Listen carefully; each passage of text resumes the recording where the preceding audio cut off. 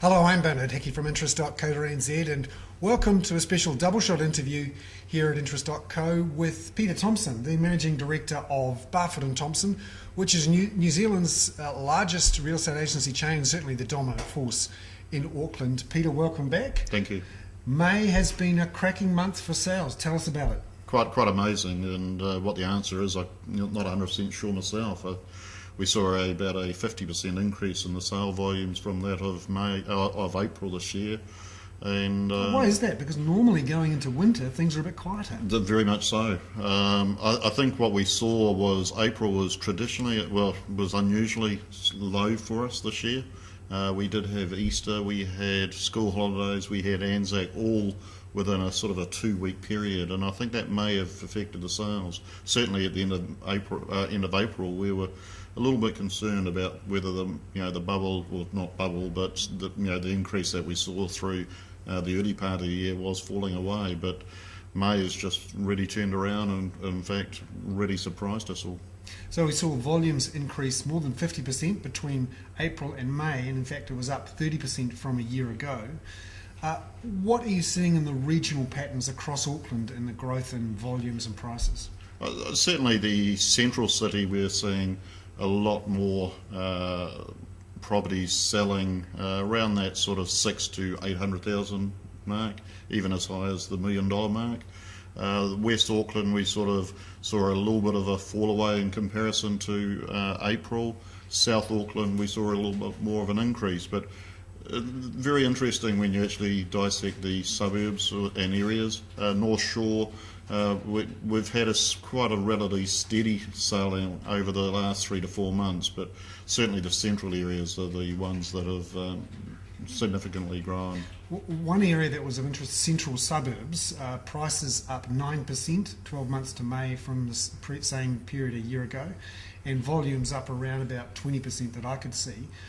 What are those central suburbs areas? What type of suburbs are we talking about? Yeah, you're looking the Mount Edens, the Epsoms, the Hernbays, the Greylands, the Ponsonbys, and even the inner city apartments. So they tend to be the central suburbs that we refer to when looking at statistics. And why do you think they're doing better than some of the other areas, say West Auckland or South Auckland?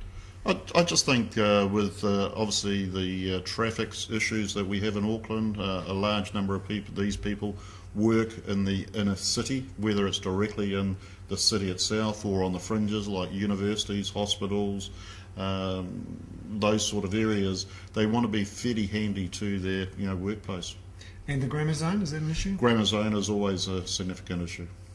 Looking at the numbers for the month of May, it was actually the strongest month in terms of sales since 2003, right at the beginning of that surge in prices.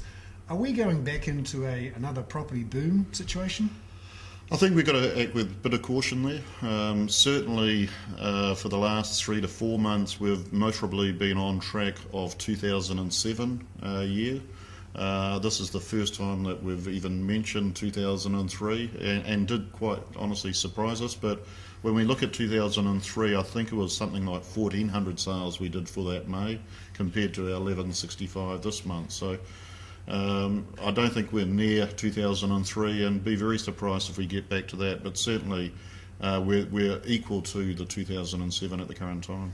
But in the past, we've seen the surge in Auckland spread out through the country. Do you think we face something similar here? Because if we see volumes up 20, 30%, prices up 10%, and it spreads out through the country, that's a significant issue. Yeah, I think from what we're hearing from around the country, and even though we're an Auckland-based company, we do speak to our fellow realtors throughout the country, and certainly there's been a good May for everyone that we've spoken to. Maybe not as high as Auckland. I think Auckland's growth rate is growing at a lot higher than some of the other provinces. We're certainly seeing a significant number of people move from Christchurch at the moment, whereas we haven't, up till now, we haven't really been experiencing that. So whether they stay in Auckland or eventually go back to Christchurch, that's something to tell. But at the moment, there is some movement that way. Just having a look at the charts now, looking at what's happened to those volumes. If we pull back, you can see here that we had that strong period from 2002 onwards to 2006-7. Those spikes there are the March months, and fairly strong through there, and then obviously through the recession, down, back up again in 2009 when interest rates are cut, and we can see a big surge here again March and again in May. Just one thing that struck me in looking at this chart, we always seem to have a big surge in March. What's that about? March is traditionally one of our best-selling months.